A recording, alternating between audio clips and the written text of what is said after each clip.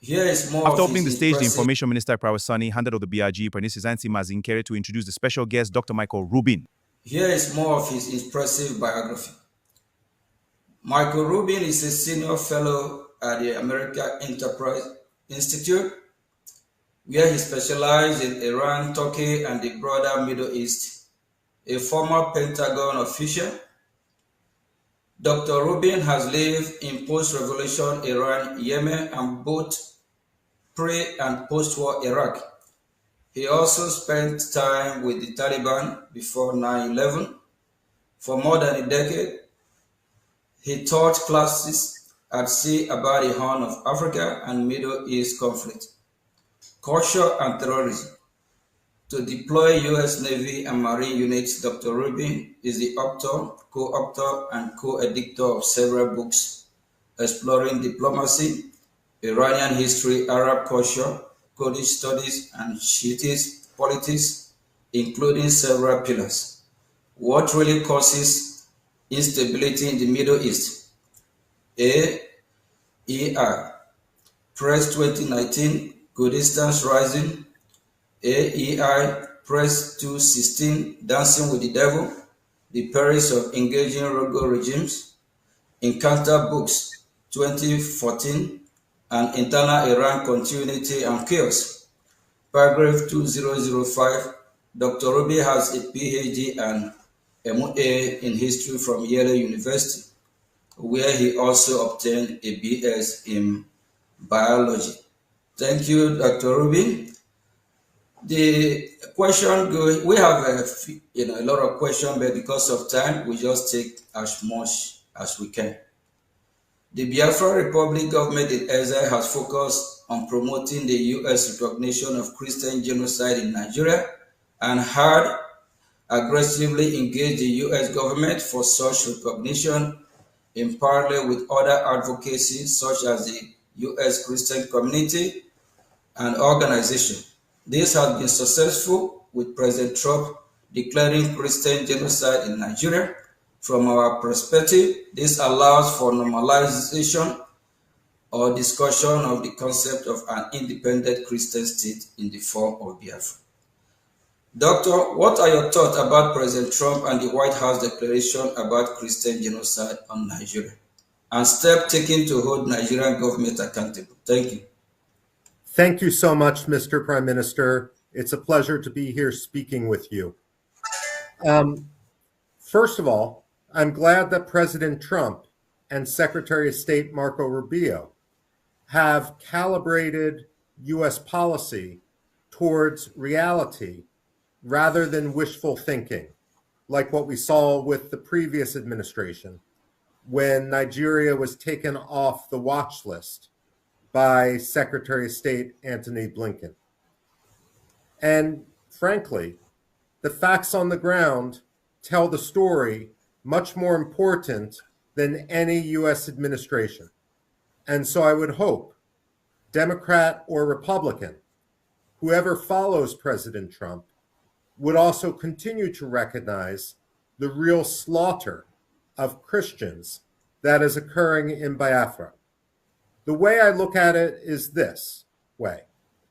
There are two possibilities.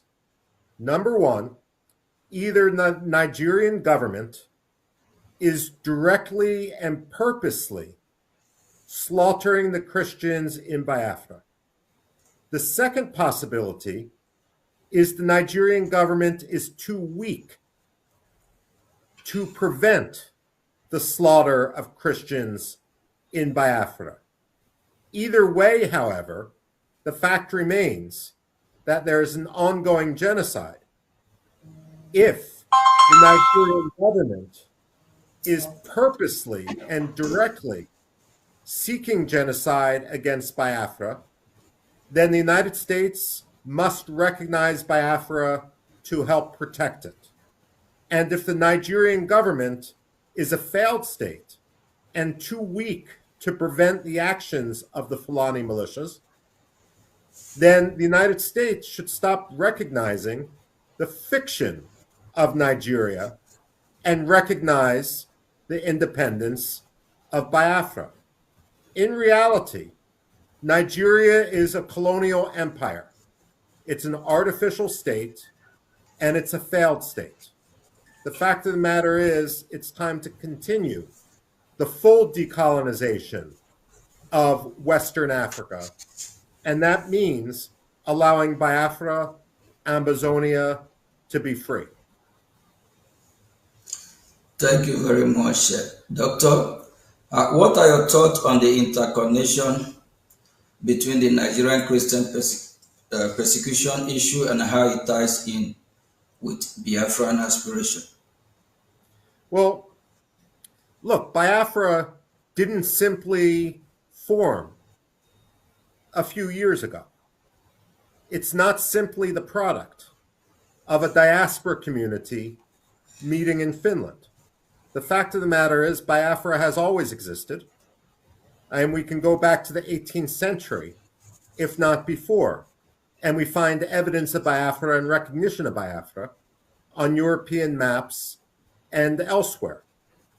But certainly, Biafra showed its desire back in 1967, and unfortunately, for cynical reasons relating to the Cold War, for cynical reasons relating to Nigeria and its economy, we have a situation in which Nigeria was quite literally allowed to get away with murder, allowed to get away with genocide.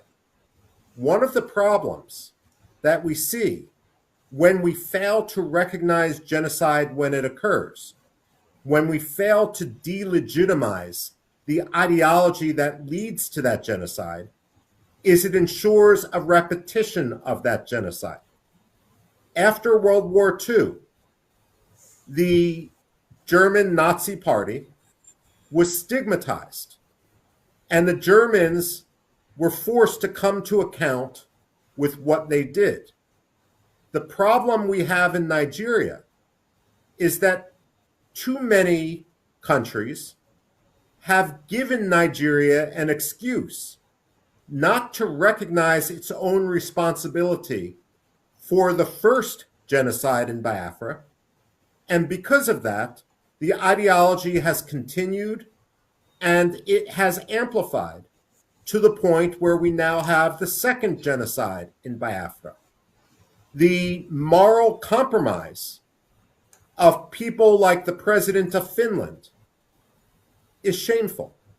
The moral compromise of Anthony Blinken when he was Secretary of State was shameful, especially because he used his own father-in-law's experience in the Holocaust as part of his claim to moral standing when he became Secretary of State. The fact of the matter is, there will not be peace in Nigeria until Biafra is free. And it is unfair for everyone in Biafra to have to suffer through a second Nigerian genocide, a second Biafra genocide at the hands of the Nigerian government, simply because diplomats want to be polite and want to make their oil deals and their other trade deals. The Christians of Nigeria should not be sacrificed so that some Europeans can make a quick contract. Thank you very much, Doctor. I'm so encouraged with your words, your expertise, and your knowledge. I hope people are listening and learning from the expert and for who care for humanity. Thank you. The Biafra Republic government in BRGIE heavily invests in time and energy and in high-level engagement in Washington, D.C. While the New Biafra movement has existed since the late 90s, a professional engagement campaign led by BRGIE in Washington, D.C. is a very recent phenomenon, being less than 2 years old. Due to this change in strategy, in some ways, we have more success in the past 2 years than the previous 20. We have two questions relating to this. Can you explain to the Biafran people why educating U.S. officials on the Biafra issue is critical? Well, first of all, what you say is absolutely true. I personally, of course, am not Biafran. And so I'm not going to comment on internal Biafran politics. What I would say, however, is that whatever one's political belief as a Biafran, the most important thing is education of people outside Biafra, of people outside Nigeria, to understand the Biafran cause. And there's absolutely no doubt that great progress has been made over the last 2 or 3 years on the issue. Now, there's been two issues or two dynamics that have allowed to this success. The first is the lobbying campaign that the Biafran community in exile has undertaken in Washington. You have made people aware. You don't need to spin. You don't need to create facts. All you need to do is educate. Because unfortunately, the Nigerian government is creating the facts with its own perpetuation of genocide in Biafra. Frankly, however, the Biafran community has also become lucky in Washington simply because of the sheer incompetence of the Nigerian embassy. The fact of the matter is, there is not an embassy more lazy in Washington, D.C. than the Nigerian embassy. Even when I talk to State Department officials who do not necessarily agree with the idea of an independent Biafran state, they will acknowledge that the reason why the Biafran cause has sunk such deep roots now in Washington, D.C., is not only because of the lobbying efforts, but also because the Nigerian government has not managed to contradict or explain any of the assertions made by the Biafran community or its own Nigerian actions. So the fact of the matter is, you have had great success. And the reason why this is important is because genocide happens in the dark. When you shine a light on the slaughter of Christians in villages and towns in Biafra, then their deaths are not in vain. There is accountability. We can look at any number of episodes. Kosovo in 1999 with Bill Clinton, or more recently, the military action in Iran. And we can recognize the importance of understanding how the slaughter of a country's own people led to intervention. And so, in the case of Nigeria, while no one is talking about intervention right now, the fact of the matter is people are talking about sanctions against Nigeria. And frankly, the Biafran case for independence is going to become even more important as an element of U.S. national security, as a U.S. interest. If the government in Mali falls, then we are going to refocus on the problem of jihadism, of Al-Qaeda, of Islamic extremism, of the Islamic State in West Africa. And while, of course, Mali and Nigeria do not share a direct border, the fact of the matter is that if Mali becomes a safe haven for Al-Qaeda, Nigeria is going to be its target. And if the Nigerian government is as incompetent and as permeated by Islamists as we've seen over the last several years, then the United States, not for reasons directly of religious freedom, but for reasons of stability and security in West Africa, will have absolutely no reason, no choice, but to recognize the state of Biafra as an independent country. Wow. Thank you very much. And the Nigerian terrorist government, they always make our job easier for us. The Biafra Republic government in exile has a transactional approach in engaging the US government, making a beneficial offers in the areas of defense, security, and natural resources in exchange for US political support, similar to what Somaliland is doing. What are your thoughts on this approach?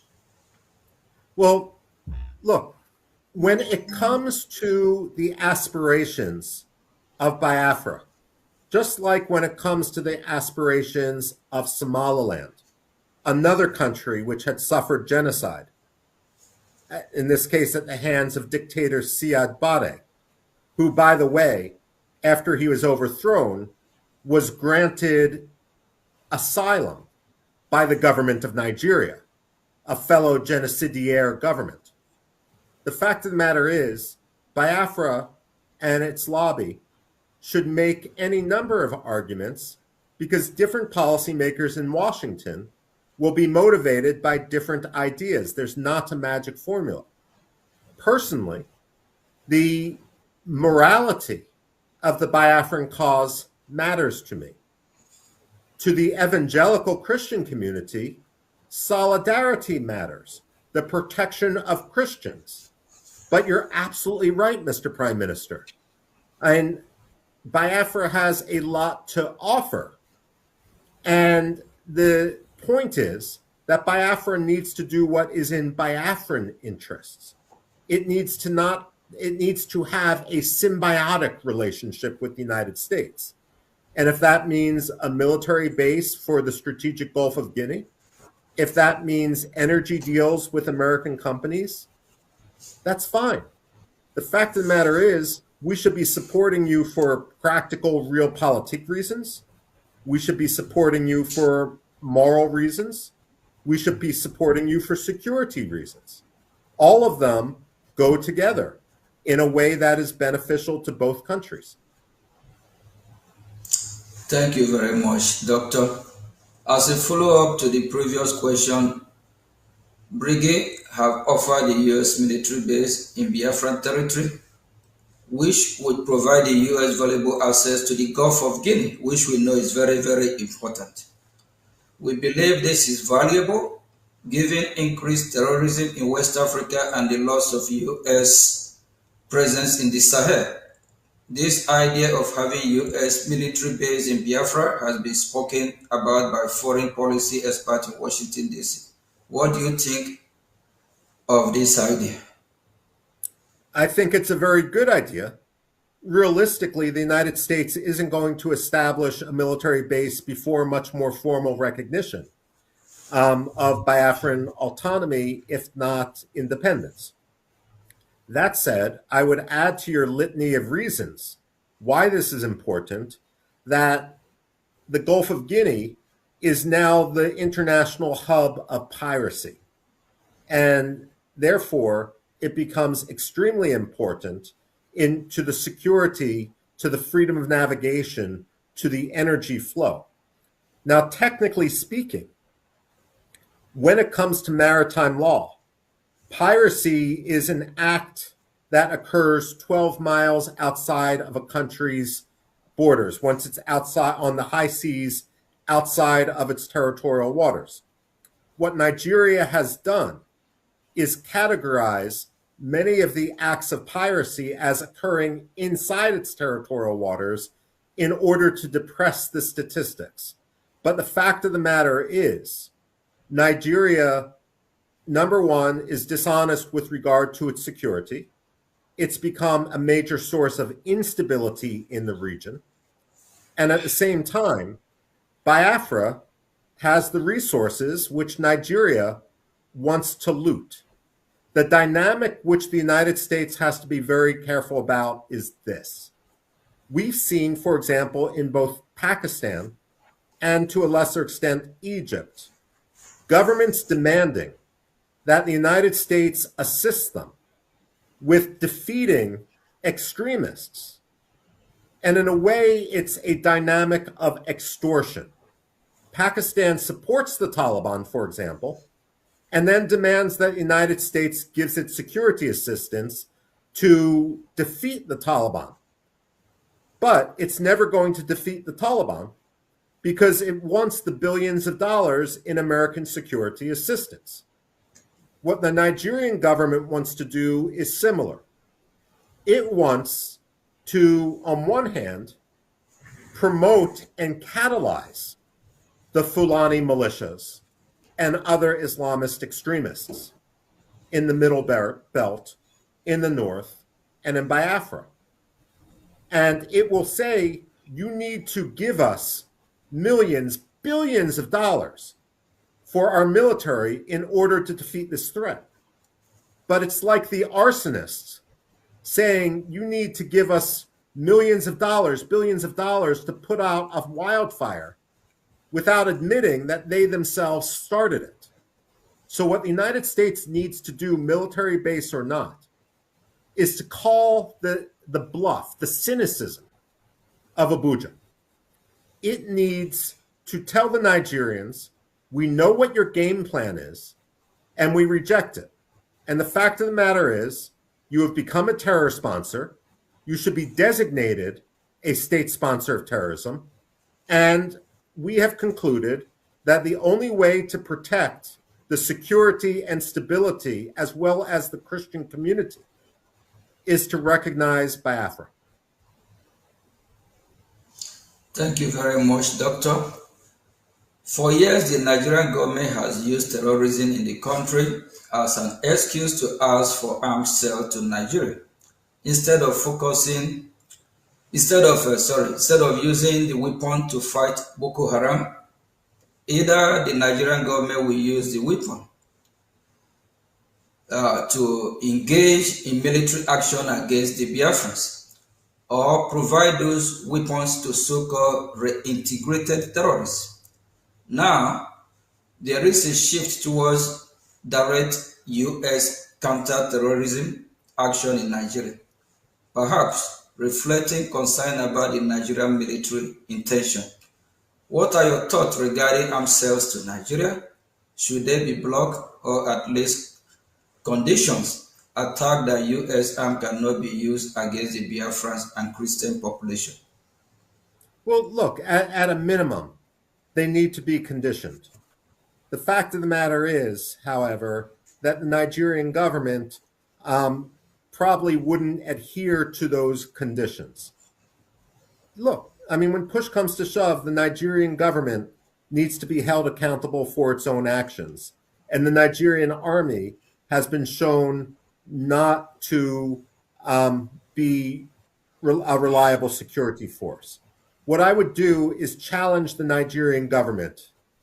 I would demand that any weapon sales be preconditioned on the arrest, the trial, and the conviction of any Nigerian officer, any Nigerian soldier who has participated in human rights violations against the people of Biafra. And if the Nigerian government isn't serious enough about rooting out the corruption and the terrorism within its own armed forces, then Mr. Prime Minister, under no circumstances should they get a single weapon or salary assistance to their military, because it's clear that they're insincere and they're playing a double game.